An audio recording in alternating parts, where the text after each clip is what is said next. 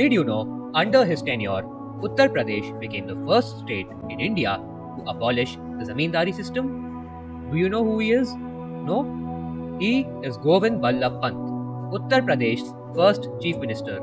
Born in Almora district in 1887, he graduated from Allahabad University and worked as a lawyer in Kashipur. As a lawyer, he actively opposed Coolie Begar, a colonial law forcing locals to carry British officials' luggage for free. He helped a village council or a parishad challenge this unjust practice, marking his first major act of resistance against British rule. He participated in the protests against the Simon Commission in 1928. In 1930, Pant was arrested and imprisoned for several weeks for organizing a salt march inspired by Gandhiji's earlier actions.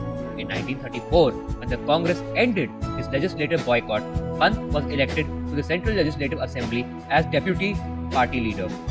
From 1937 to 1939, Pant served as the Premier of United Provinces, where he focused on implementing agrarian reforms, improving education, and promoting local industries. However, his tenure was cut short when he and other Congress ministers resigned in 1939 to protest the British government's decision to involve India in World War II without consulting Indian leaders. Following the 1946 provincial elections, Pant returned as the head of the United Provinces government. After Indian independence in 1947, the United Provinces was reorganized and renamed to Uttar Pradesh, and Pant became the first chief minister. Under his tenure, Uttar Pradesh became the first state to abolish the Zamindari system, eliminating intermediaries and transferring land rights directly to cultivators, empowering farmers and reducing feudal exploitation. From 1955 to 1961, Pant served as India's Union Home Minister. He was one of the main architects of the State Reorganization Act 1958, which reorganized Indian states along linguistic lines.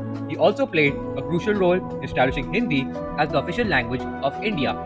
During his tenure as Home Minister, Pant was awarded the Bharat Ratna on 26 January 1957, reorganizing his contributions to Indian governance, national integration, and administrative reforms. On May 7, 1961, he passed away at the age of 73 due to a long-term illness following a heart attack. His legacy in Indian governance, land reforms, and national integration remains unforgettable. Before you leave, guys, I have an announcement. If this video reaches 5,000 views, I will make a video on Netaji Subhash Chandra Bose and his contribution to the Indian freedom struggle.